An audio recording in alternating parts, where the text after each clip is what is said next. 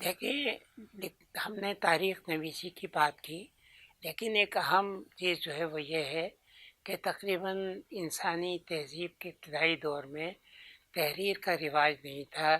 تو لوگ قصے، کہانیاں، تاریخ کو زبانی یاد کرتے تھے۔ یہ تقریباً 5000 سال قبل مسیح یعنی 81 کا دور جب آیا ہے، تو اس دور کے اندر پھر رسم الخط ایجاد ہوا ہے۔ سب سے پہلے رسم الخط ایجاد ہوا ہے میسوپوٹامیہ میں، جس کو ہم کہتے ہیں دجلہ اور فرات کی سرزمین۔ یہاں پر یہ تھا لکھنے کا مواد جو ہے وہ کیا ہونا چاہیے، تو انہوں نے سب سے پہلے لکھنے کا مواد جو ہے وہ بھی اکٹھا کیا، اور لکھنے کا مواد جو تھا وہ مٹی کی چھوٹی چھوٹی تختیاں بناتے تھے۔ جب یہ گیلی ہوتی تھیں تو اس کو نرسل کے قلم سے اس کے اوپر لکھا جاتا تھا، اور پھر اس کو دھوپ کے اندر سکھا لیا جاتا تھا۔ اس خط کو اردو میں خط میخی کہتے ہیں، اور انگریزی میں کوئنیفارم خط کہتے ہیں۔ تو وہاں سب سے پہلے یہ لکھنے کا سلسلہ شروع ہوا مٹی کی تختیوں کے اوپر۔ اس میں ہمیں جو اب تک تختیاں ملی ہیں اس کے اندر اس عہد کے انتظام سلطنت بھی ہیں، اصول و قوانین بھی ہیں، اور کہانیاں بھی ہیں۔ اسیرین دور کا جو حکمراں تھا اس کے دور کے اندر یعنی تقریباً اس کے کتب خانے میں 3000 کے قریب مٹی کی تختیوں پہ لکھی ہوئی کتابیں بھی تھیں، جس سے طوفان نوح کے بارے کے اندر بھی پتہ چلا ہے، اور اس عہد کی ایک جو بڑی اہم کتاب تھی گلگمیش کی داستان، اس کا بھی پتہ چلا ہے۔ اچھا، اب اس کے بعد چین کے اندر لکھنے کا دوسرا طریقہ تھا، وہ یا تو ہڈیوں کے اوپر لکھا کرتے تھے جب لکھنے کا ہوا، پھر ہڈیوں کے علاوہ وہ بانس کی چھوٹی چھوٹی تیلیاں جو ہیں ان تیلیوں سے صفحہ بناتے تھے اور اس پہ برش سے لکھا کرتے تھے۔ تو یہ اس کے اندر ظاہر ہے محنت بھی بہت ہوتی تھی، اور لکھنے میں وہ کتاب کا سائز جو تھا وہ بھی بڑھ جاتا تھا، لیکن ایک یہ طریقہ تھا ہڈیوں پہ لکھنے کا، اور بانس کی تیلیوں کے کا صفحات بنا کے اس کے اوپر لکھنے کا۔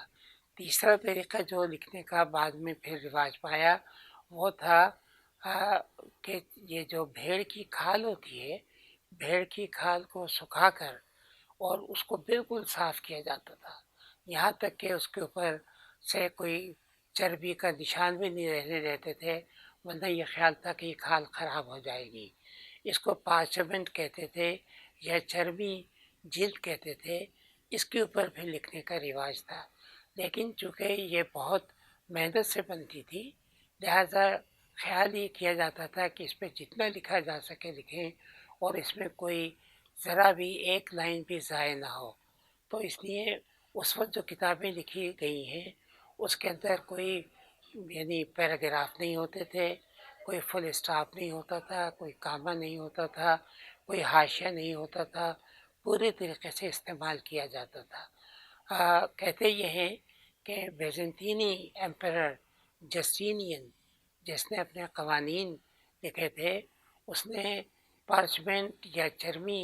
جلد کے لکھنے کے لیے کوئی 10,000 بھیڑوں کو اس نے ذبح کرایا تھا، کیونکہ بھیڑ کی جلد کے یہ چرمی لکھنے کی چیز کے جو صفحات ہیں یہ بہت اہم ہوتے تھے، تو اس کے اوپر قوانین بھی لکھے گئے اور اس کے اوپر اس عہد کی تاریخ بھی لکھی گئی۔ تیسرا جو اس کے بعد نیکسٹ جو امپورٹنٹ تھا وہ مصر نے ایجاد کیا۔ مصر میں ایک درخت ہوتا تھا، اس کے گودے سے وہ بناتے تھے جو کہلاتا تھا پپائرس۔ تو پپائرس کو سے وہ کاغذ تیار کرتے تھے، کاغذ کے قسم کا، اور اس کے اوپر وہ لکھائی کرتے تھے، لیکن اس کی شکل کتاب کی نہیں ہوتی تھی بلکہ یہ رول ہوا کرتے تھے، اس کے اوپر لکھتے تھے، پھر وہ رول جو ہیں ان کو محفوظ کر لیا کرتے تھے۔ تو اس طریقے سے سمجھیے کہ لکھنے کا یہ جو فن جو ہے وہ آہستہ آہستہ آیا، اور جو زبانی کہانیاں یا قصے یا تاریخ تھی اب لکھائی کے اندر آنے لگی۔